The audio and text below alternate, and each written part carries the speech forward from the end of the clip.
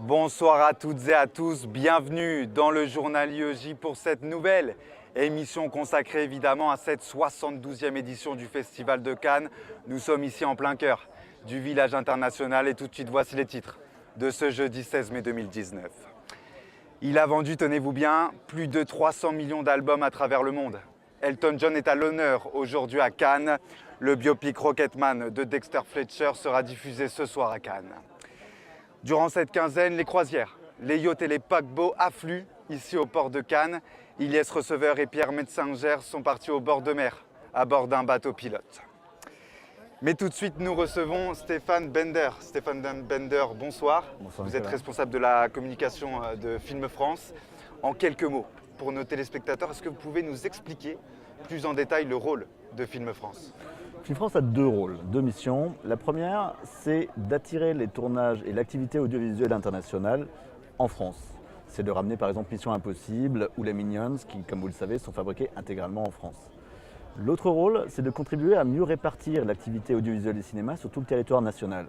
Vous savez que l'activité cinéma est quand même très centrée sur Paris, sur l'Île-de-France. Et en fait, notre objectif, c'est de travailler avec les régions, avec les 32 membres de commissions locales qui sont membres de notre réseau Film France, pour faire que ces tournages et cette activité audiovisuelle se déroulent partout ailleurs en France un peu plus et que ce soit un peu plus équilibré, un peu plus juste et équitable sur tout le territoire métropolitain. Mais c'est ça Stéphane Bender, parce que ce qu'on ne se rend pas compte toujours à l'écran, c'est que les tournages, c'est beaucoup de travail, beaucoup de préparation, beaucoup d'organisation. Absolument. Pour qu'un comédien se retrouve à l'écran, il faut bien entendu écrire un scénario, il faut bien entendu trouver le lieu de tournage, il faut, j'ai oublié de le dire, trouver le financement qui permet de faire que ce film arrive jusqu'à l'écran sur lequel il sera diffusé. Et puis ensuite, il y a toute une équipe qui s'organise. Il faut savoir que pour Mission Impossible, sachez que 5000 personnes ont travaillé sur Mission Impossible.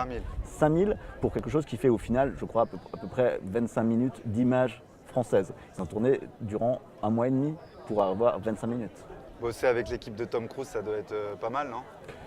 C'est pas mal, on les a rencontrés à vrai dire 2 ans auparavant et jusqu'à la dernière seconde on s'est dit ça va être compliqué et finalement ça s'est fait dans les conditions, vous avez sûrement vu le film, dans des conditions effectivement pas mal et plutôt enthousiasmantes. Stéphane Bender, l'équipe Film France a un pavillon ici au village international. Pourquoi c'est important pour Film France d'être présent ici à Cannes ? Cannes c'est le plus grand festival de cinéma du monde mais c'est aussi le plus grand marché de cinéma du monde. Et Film France, l'organisme national français, se doit d'être présent. En plus de ça, il y a une autre importance fondamentale. Je vous parlais des régions membres de notre réseau. Eh bien, ce réseau est ici, il est sur notre pavillon. Ils font des rencontres, des réunions, des rendez-vous avec des producteurs, avec des réalisateurs, en leur disant « Tiens, tu veux tourner en Normandie? Moi, j'ai ça comme superbe château normand. » Voilà, c'est important d'avoir un lieu et d'être représenté ici. Allez, Stéphane Bender, c'est l'heure de la question pronostic. Votre vainqueur de la Palme d'Or cette année, vous voyez qui? Alors, c'est vrai que j'ai pas eu le temps de voir beaucoup de films, mais j'aimerais beaucoup que Ladjili avec Les Misérables ne reparte pas de Broadway. Ce serait vraiment justice. Eh ben, on lui souhaite, ce serait une belle récompense. Merci Stéphane Bender d'avoir été notre invité. On va vous libérer, vous avez beaucoup de choses à faire, on l'imagine. Je vous l'annonçais au début de ce sommaire, émotion toute particulière. Aujourd'hui à Cannes, les caméras seront braquées sur Elton John. Ce jeudi, le film consacré à la star britannique Rocketman de Dexter Fletcher sera diffusé ce soir à Cannes. Ilyes Receveur. C'est le film de Dexter Fletcher, Rocketman, le biopic psychanalytique de Elton John qui sera là. Rocketman, le film de Dexter Fletcher, retrace la carrière de la star de la chanson anglophone. Un film qui se veut honnête sur la vie d'Elton John, joué avec brio par l'excellent Taron Egerton. À l'image de Bohemian Rhapsody pour Queen, ce biopic met en image les hauts et les bas du Rocketman de 72 ans. Son ascension fulgurante, le show business, mais aussi ses problèmes d'addiction. Ça va secouer.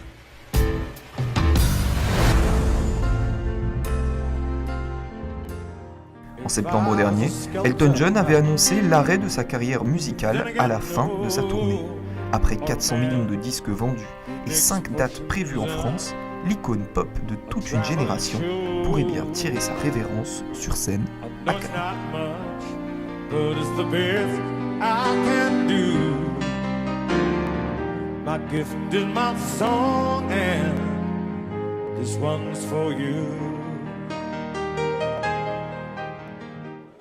Ça y est, enfin il est de retour. Le réalisateur britannique Ken Loach vient présenter à Cannes son film Sorry We Miss You après 3 ans d'absence. C'est un film nommé dans la compétition officielle, l'occasion pour Alexandra Birbader de revenir sur sa carrière. Having to put up with everyone else's shit, going from one shit job to another shit job. You're just going to end up a skivvy. C'est le grand retour de Ken Loach avec le film Sorry We Missed You. Ce film relate l'histoire d'une famille britannique obligée de se tourner vers l'ubérisation pour joindre les deux bouts. Un film engagé, la marque de fabrique du réalisateur. Ken Loach est un habitué de Cannes, il détient même le record de sélection au festival pour un réalisateur avec 19 films.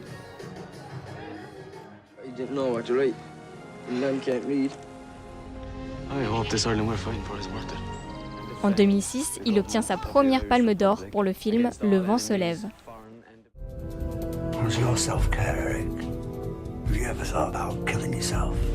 Quelques années plus tard, il sort Looking for Eric avec un casting de choix. L'ancien footballeur Eric Cantona incarne son propre rôle dans le film. I'm not a man. I am Cantona.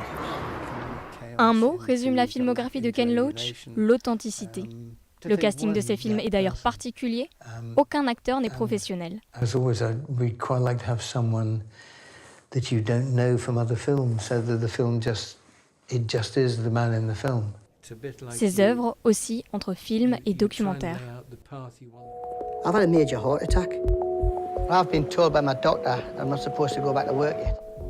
En 2016, Ken Loach revient à Cannes pour présenter Moi, Daniel Blake.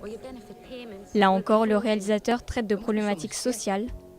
Le film obtiendra la Palme d'Or en 2016. Ken Loach est un des rares réalisateurs à avoir reçu 2 fois la Palme d'Or. Peut-être une 3e récompense cette année.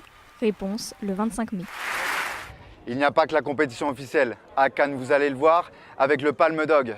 Cette sélection qui récompense chaque année les meilleures prestations des plus beaux chiens ayant joué dans un court ou long métrage, un reportage d'Anthony Guttuso et de Bettina Petri. La Palme Dog récompense les meilleurs chiens jouant dans des films internationaux. Créé en 2001 par Toby Rose, les éléments de sélection recherchés sont vastes mais sérieux. Chaque année, un film de la sélection est nominé grâce au jeu du chien. Les critères sont exactement les mêmes que pour les Oscars, pour un César ou pour le meilleur acteur ici à Cannes. Contre toute attente, les chiens récompensés ne sont pas tous réels. Doug, le chien du film Là-haut, a obtenu la Palme Dog en 2009. Le comédien qui interprétait son rôle a tenu à rencontrer Toby Rose. Je me suis habillé et puis au Carlton, micro et puis Doug. Ah, on a gagné la Palme d'Or, c'est génial! Et moi j'ai trouvé ça franchement improviste et impressionnant et grosso modo génial. Qui va succéder au très célèbre Huggy de The Artist ou encore Nelly du film Peterson de Jim Jarmusch? Réponse le 25 mai avec Toby Rose. Voyage au Moyen-Orient. En ce 3e jour de festival, le long métrage Forsama de Waad Al-Kaleb sera diffusé. Il est nommé en hors compétition et il est tourné en Syrie, tout comme Les Hirondelles de Kaboul de Zabou Breitman, qui sera quant à lui présenté dans la catégorie Un certain regard, de films particulièrement attendus et qui pourraient créer la surprise à Cannes. On m'aime ou on ne m'aime pas, mais on ne peut pas contester ma carrière. C'est en ces mots qu'Alain Delon a réagi dans une interview accordée à nos confrères du Figaro à la polémique qui agite la Croisette depuis ces quelques jours.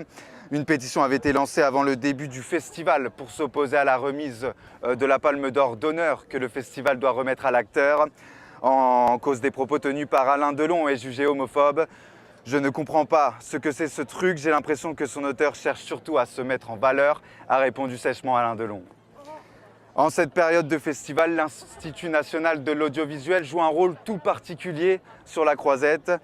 Elena Janovec et Bettina Petri ont eu accès aux coulisses des locaux de l'INA à Strasbourg. On regarde. L'INA, l'Institut national de l'audiovisuel, existe depuis 1975. Il a pour mission d'archiver les fonds de l'audiovisuel public. Depuis 44 ans, donc, l'organisme collecte, sauvegarde et numérise des centaines de milliers d'heures de télé et de radio. Mais l'INA, c'est aussi du cinéma, car si les courts et les longs métrages sont conservés par le CNC, c'est bien l'INA qui possède tous les programmes qui tournent autour du 7e art. Le cinéma est un art qui a toujours été traité en télévision et en radio, et tout ce qui parle de cinéma en télévision et radio est conservé à l'INA. Donc on a aussi bien des émissions, des entretiens de comédiens, de réalisateurs, d'auteurs, donc on a tout ça aussi à l'INA. Par ailleurs, chaque année, l'INA est présent au Festival de Cannes sous différentes formes. Depuis 2015, il dessert même son propre prix. Pour la 6e année consécutive, on va faire la remise du prix de l'Œil d'Or, c'est-à-dire qu'on récompensera le meilleur documentaire, puisque à Cannes, dans la sélection officielle, on a évidemment des longs métrages, la fiction, mais aussi des documentaires, et qu'il n'existe pas de prix spécifique pour le documentaire. Donc à l'initiative de la SCAM, en partenariat avec nous, l'INA, on remet un prix. Cette année, le prix du meilleur documentaire sera remis samedi 25 mai. Si l'INA conserve la mémoire du passé, il agit aussi sans conteste pour le présent. Allez, on retrouve Valentine Bontemps au cinéma de la Plage. Valentine, il y a un événement particulièrement attendu ce soir.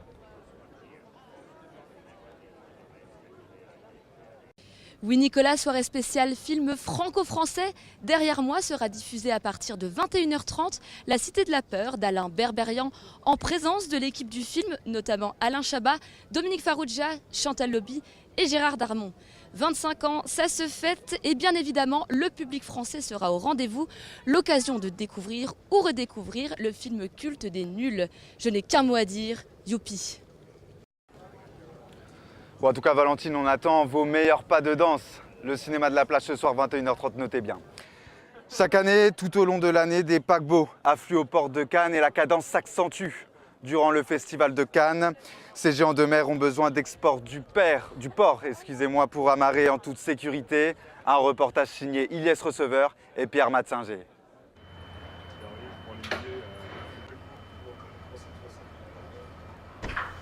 « 7h du matin. Le port de Cannes se réveille. Thibaut, patron de Pilotine, rejoint Olivier et notre équipe à bord. Au programme, une matinée intense de travail. Le patron de Pilotine, c'est en gros le chauffeur du pilote. Donc il va l'embarquer sur les bateaux qui arrivent dans un port ou sur un lieu de mouillage. Et il va le débarquer ensuite à la sortie une fois que le bateau a levé son ancre ou quitté son poste d'amarrage. J'aime être en mer, j'aime la mer, le milieu que c'est, et puis les gens qui vivent et y travaillent. Et après, au fur et à mesure des opportunités, j'ai eu la chance en effet de pouvoir commencer à travailler pour les pilotes de port et puis là je me régale. Direction le Sea-View, 523 mètres de long, 5429 passagers et 1413 membres d'équipage. Un monstre des mers qu'il est impossible d'amarrer directement au port. Depuis 19 ans, Olivier s'occupe donc de guider ces immenses navires pour poser l'ancre en toute tranquillité. Les passagers sont ensuite transportés dans des petits bateaux afin de rejoindre la rive. Retour en mer, où Olivier nous parle de son métier. Le métier de pilote donc, consiste à conseiller les commandants donc des navires, de tous les navires, hein, dans la manœuvre à effectuer, donc à la fois soit pour accoster, soit pour prendre un mouillage. C'est un métier de marin avec la chance de travailler dehors, sur mer, au grand air, en particulier lorsqu'il fait très beau comme aujourd'hui. On ne peut pas dire que c'est désagréable, au contraire. Voilà. Et puis bon, après, même quand les conditions sont plus difficiles, bah, ça reste intéressant. C'est quel type de navire qui nous attend? Alors là, on va cliquer dessus. Donc c'est un yacht qui s'appelle Sunrise. Voilà, sa longueur, il fait 86 mètres. Donc c'est un yacht pour lequel le pilote est obligatoire. À partir de 80 mètres, le pilote est obligatoire. Dernière mission de la matinée, l'accueil au quai d'un invité très spécial, le Ponant. Souvenez-vous, le 4 avril 2008, le navire avait été pris d'assaut par des pirates dans le golfe d'Éden, en Somalie. C'est ce voilier qui est ce soir aux mains de pirates, le Ponant. 3 mâts de luxe, dévolu aux croisières haut de gamme. Il était 100 passagers, mais avec 30 membres d'équipage, dont une majorité de Français.